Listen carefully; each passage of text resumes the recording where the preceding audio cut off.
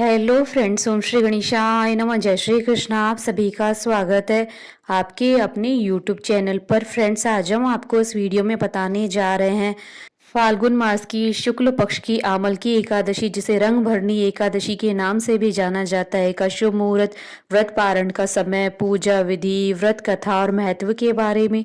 Friends, video शुरू करने से पहले आपसे रिक्वेस्ट है, अगर आप हमारे चैनल पर नए हैं और आपने अभी तक चैनल को सब्सक्राइब नहीं किया है तो प्लीज़ सब्सक्राइब कीजिएगा चैनल को, साथ ही प्रेस कीजिएगा बेल आइकन को, जिससे नए वीडियो से रिलेटेड नोटिफिकेशन आपको तुरंत प्राप्त हो सके। और वीडियो पसंद आने पर वीडियो को लाइक और शेयर जरूर कीजिएगा ताकि सभी भक्तों को इस वीडियो का लाभ प्राप्त हो सके। और कमेंट बॉक्स में जय श्री कृष्ण जरूर लिखिएगा। हिंदू धर्म में एकादशी तिथि का विशेष महत्व होता है।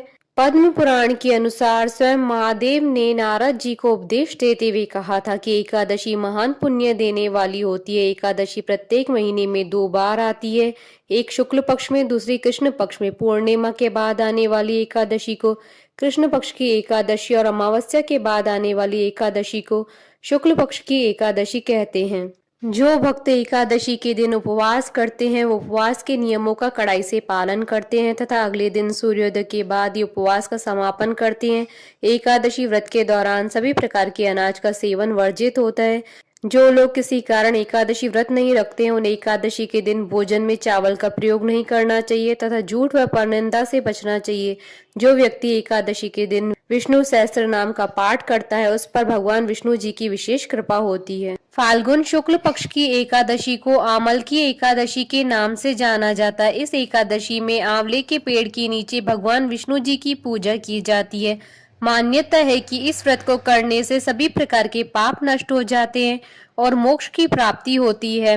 इस दिन व्रत रखने से 1000 गोदान के फल के बराबर पुण्य की प्राप्ति होती है। आमल की एकादशी का हिंदू धर्म में विशेष महत्व होता है। आमल की यानी आंवला, शास्त्रों में आंवला को श्रेष्ठ स्थान प्राप्त है। मान्यता है कि श्री हरि विष्णु ने जब सृष्टि की रचना के लिए ब्रह्मा को जन्म दिया तो उस समय उन्होंने आंवले के वृक्ष को भी जन्म दिया। आंवले को भगवान विष्णु ने आदि वृक्ष के रूप में प्रतिष्ठित किया। इसके हर अंग में ईश्वर का स्थान माना गया है। मान्यता है कि आमल की एकादशी के दिन आंवला और श्री हरि विष्णु की पूजा करने से मोक्ष की प्राप्ति होती है। मान्यता है कि जो लोग स्वर्ग और मोक्ष की कामना रखते हैं उनको आमल की एकादशी के दिन आंवले के वृक्ष के नीचे बैठकर भगवान विष्णु की आराधना करनी चाहिए। कहते हैं कि आंवला भगवान विष्णु जी का प्रिय फल है। आंवले के वृक्ष में भगवान विष्णु जी का निवास माना जाता है। पद्म पुराण के अनुसार आमल की एकादशी का व्रत करने से सैकड़ों तीर्थ दर्शन के समान पुण्य प्राप्त होता है। समस्त यज्ञों के बराबर फल देने वाले आमल की एकादशी व्रत करने से व्यक्ति को मोक्ष की प्राप्ति होती है। जो लोग आमल की एकादशी का व्रत नहीं करते हैं वह इस दिन एकादशी के दिन भगवान विष्णु को आंवला अर्पित करें और स्वयं भी खाएं। शास्त्रों के अनुसार आमल की एकादशी के दिन आंवले के सेवन करना बहुत ही लाभकारी होता है। इस दिन आंवले का उपटन, आंवले के जल से स्नान, आंवले का पूजन, आंवले का भोजन और आंवले का दान करना चाहिए। होली से पहले आने वाली इस एकादशी को रंग भरनी एकादशी के नाम से भी जाना जाता है। रंग भरनी एकादशी के बारे में कथा है कि गौरी से विवाह के बाद भगवान भोलेनाथ जब पहली बार अपनी प्रिय काशी नगरी आए तो उसी दिन को ही माँ पार्वती के आगमन में यहाँ रंग भरनी एकादशी के रूप में मनाते हैं। मान्यता है कि उस दिन माँ पार्वती के स्वागत में पूरा नगर विविध रंगों से सजाया गया था। तब से यह परंपरा आज भी चली आ रही है। यहाँ होली से पहले पड़ने वाली एकादशी को रंग भरनी एकादशी के रूप में मनाते हैं। पूरी काशी को रंग गुलाल से सजाया जाता है और बाबा विश्वनाथ का विशेष श्रृंगार होता है और माँ गौरी और शिव के स्वागत की जोर जोर से तैयारियां की जाती हैं। आमल की एकादशी के साथ एक और कथा जुड़ी है। उसके अनुसार राजस्थान के सीकर में खाटू श्याम के दर्शन देने की कहानी है। मान्यता है कि इसी दिन पहली बार श्याम कुंड में बाबा श्याम का मस्तक प्रकट हुआ था। तब से होली के पहले पड़ने वाली इस एकादशी के मौके पर खाटू धाम में मेले का आयोजन होता है, जहां श्रद्धालु खाटू श्याम के दर्शन करके पूजा पाठ करते हैं और उनसे अपने घर परिवार की सुख समृद्धि की प्रार्थना करते हैं। फ्रेंड्स, अब आइए जानते हैं आमल की एकादशी के शुभ मुहूर्त के बारे में। हिंदू पंचांग के अनुसार इस बार आमल की एकादशी 3 मार्च 2023 शुक्रवार के दिन है। फाल्गुन शुक्ल एकादशी तिथि प्रारंभ होगी 2 मार्च 2023 को सुबह 6:39 पर और फाल्गुन शुक्ल एकादशी तिथि का समापन होगा 3 मार्च 2023 को सुबह 9:11 पर। 3 मार्च को द्वादशी युक्त एकादशी तिथि होने के कारण एकादशी का व्रत 3 मार्च 2023 को रखा जाएगा। व्रत पारण का समय रहेगा 4 मार्च 2023 को सुबह 6:44 से सुबह 9:03 तक। पारण के दिन हरिवासर समाप्ति का समय रहेगा 4 मार्च 2023 को सुबह 11:43 पर।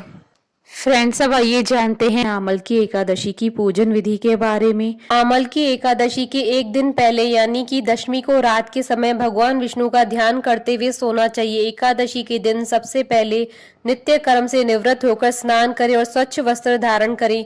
अब घर के मंदिर में विष्णु जी की प्रतिमा के सामने हाथ में तिल, कुश, मुद्रा और जल लेकर व्रत का संकल्प करें। संकल्प लेते हुए इस प्रकार कहें कि मैं भगवान विष्णु की प्रसन्नता एवं मोक्ष की कामना से आमल की एकादशी का व्रत रखता हूँ या रखती हूँ। मेरा यह व्रत सफलता पूर्वक पूरा हो, इसके लिए श्री हरि मुझे अपनी शरण में रखें। अब विधि विधान से श्री हरि विष्णु जी की पूजा करें। सबसे पहले विष्णु जी की प्रतिमा को स्नान कराएं और पहुंचकर स्वच्छ वस्त्र पहनाएं। अब विष्णु जी को पुष्प, ऋतुफल और तुलसी दल चढ़ाएं। इसके बाद श्री हरि विष्णु जी की आरती उतारें, उन्हें प्रणाम करें। विष्णु जी की पूजा करने के बाद पूजन सामग्री लेकर आंवले के वृक्ष की पूजा करें। आंवले के वृक्ष की पूजा से पहले सबसे पहले वृक्ष के चारों ओर की भूमि साफ करें, उसे गाय के गोबर से पवित्र करें। पेड़ की जड़ में एक वेदी बनाकर उस पर कलश स्थापित करें। इस कलश में देवताओं, तीर्थों और सागर को आमंत्रित करें। कलश में पंच रत्न रखें, उसके ऊपर पंच पल्लव रखें और दीप जलाकर रखें। कलश पर श्रीखंड चंदन का लेप करें और वस्त्र पहनाएं। अब कलश के ऊपर श्री विष्णु के छठे अवतार परशुराम जी की मूर्ति स्थापित करें और विधिवत पूजा करें। शाम के समय एक बार विष्णु जी की पूजा करें और फलाहार ग्रहण करें। रात्रि में भगवत कथा और भजन कीर्तन करते हुए श्री हरि विष्णु जी का पूजन करें। अगले दिन द्वादशी को सुबह ब्राह्मण को भोजन कराएं, उन्हें यथाशक्ति दान दक्षिणा देकर विदा करें। इसके बाद आप स्वयं भी भोजन ग्रहण कर व्रत का पारण करें।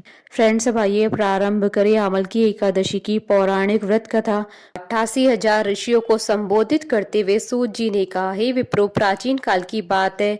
महान राजा मानधाता ने वशिष्ठ जी से पूछा, हे वशिष्ठ जी, यदि आप मुझ पर प्रसन्न है तो ऐसे व्रत का विधान बताने की कृपा करें जिससे मेरा कल्याण हो। महर्षि वशिष्ठ जी बोले, हे राजन, सब व्रतों से उत्तम और अंत में मोक्ष देने वाले आमल की एकादशी के व्रत का मैं वर्णन करता हूँ। यह एकादशी फाल्गुन माह के शुक्ल पक्ष में होती है। इस व्रत को करने से समस्त पाप नष्ट हो जाते हैं। इस व्रत का फल 1000 गोदान के फल के बराबर होता है। अब मैं आपसे एक पौराणिक कथा कहता हूँ, आप ध्यान पूर्वक सुनिए।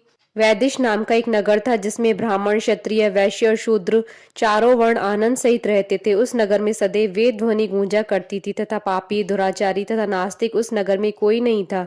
उस नगर में चैत्रथ नाम का एक चंद्रवंशी राजा राज्य करता था। वह अत्यंत विद्वान तथा धर्मी था।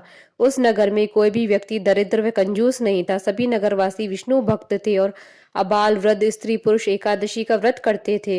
एक समय फाल्गुन मास के शुक्ल पक्ष की आमल की एकादशी आई। उस दिन राजा, प्रजा तथा बाल वृद्ध सबने हर्ष पूर्वक व्रत किया। राजा अपनी प्रजा के साथ मंदिर में जाकर पूर्ण कुंभ स्थापित करके धूप, दीप, नैवेद्य, पंचरत्न आदि से धात्री आंवले का पूजन करने लगे। इस प्रकार स्तुति करने लगे, हे धात्री, तुम ब्रह्म स्वरूप हो, तुम ब्रह्मा जी द्वारा उत्पन्न हुए हो और समस्त पापों का नाश करने वाले हो।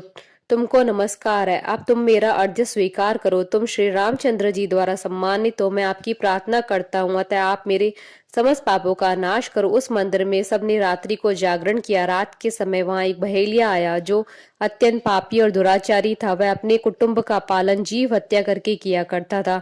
भूख और प्यास से अत्यंत व्याकुल वह बहेलिया इस जागरण को देखने के लिए मंदिर के एक कोने में बैठ गया और विष्णु भगवान तथा एकादशी महात्म्य की कथा सुनने लगा।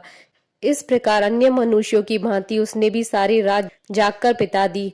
प्रातः काल होते ही सब लोग अपने घर चले गए तो बहेलिया भी अपने घर चला गया। घर जाकर उसने भोजन किया। कुछ समय बीतने के पश्चात उस बहेलिये की मृत्यु हो गई, मगर उस आमल की एकादशी के व्रत तथा जागरण से उसने राजा विदुरथ के घर जन्म लिया और उसका नाम वसुरथ रखा गया। युवा होने पर वह चतुरंगिणी सेना के सहित तथा धन धान्य से युक्त होकर 10,000 ग्रामों का पालन करने लगा। वह तेज में सूर्य के समान, कांति में चंद्रमा के समान, वीरता में भगवान विष्णु के समान, क्षमा में पृथ्वी के समान था। वह अत्यंत धार्मिक, सत्यवादी, कर्मवीर विष्णु भक्त था। वह प्रजा का सम्मान भाव से पालन करता था।